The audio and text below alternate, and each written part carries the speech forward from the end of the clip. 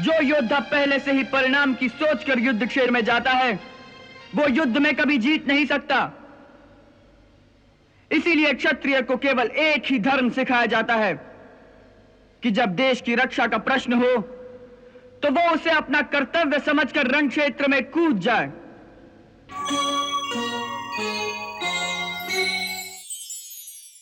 आज मथुरा पर संकट के बादल छा रहे हैं। अक्रूर जी के गुप्तचरों ने सूचना दी है कि कंस की हत्या का बदला लेने के लिए उसके श्वशुर मगध नरेश जरासंध ने एक विशाल सेना के साथ मथुरा की ओर कूच कर दिया है। दूतों का कहना है कि जरासंध के साथ उसके कई मित्र राजाओं की सेना भी आ मिली है।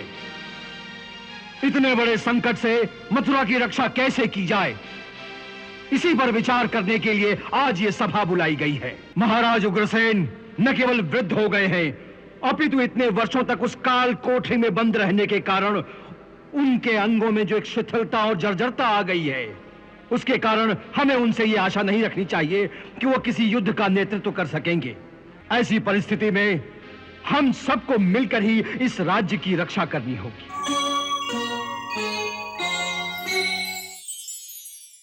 आज उपस्थित यहां समस्त विष्णुवंशी, शूरवंशी और अंधकवंशी सरदारों से हम यही अपेक्षा करते हैं कि इस गंभीर समस्या का समाधान करने के लिए वो हमारा मार्गदर्शन करेंगे। अक्रूर जी, हमारे गुप्तचरों का क्या अनुमान है? जरासंध के साथ कुल कितनी सेना है? हमारे गुप्तचरों का कहना है कि जरासंध के साथ कई अक्षौहिणी सेना है, जिसकी गिनती करना असंभव है महाराज।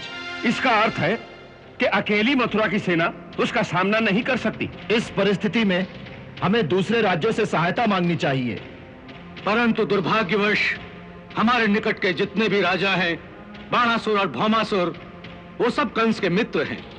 वो हमारा साथ नहीं देंगे, बल्कि मथुरा की लूट में हिस्सा बटाने के लिए वो इस समय जरासंध के साथ मिल जाएंगे।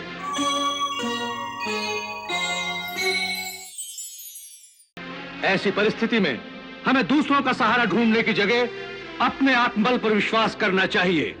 हमें स्वयं ये निश्चय करना चाहिए कि हम अपनी शक्ति से उसका मुकाबला करेंगे। ये निश्चय करना तो सहज है, परंतु ये भी सोचिए कि उसका परिणाम क्या होगा। जो योद्धा पहले से ही परिणाम की सोचकर युद्ध क्षेत्र में जाता है, वो युद्ध में कभी जीत नहीं सकता। इसीलिए क्षत्रिय को केवल एक ही धर्म सिखाया जाता है कि जब देश की रक्षा का प्रश्न हो तो वो उसे अपना कर्तव्य समझकर रण क्षेत्र में कूद जाए।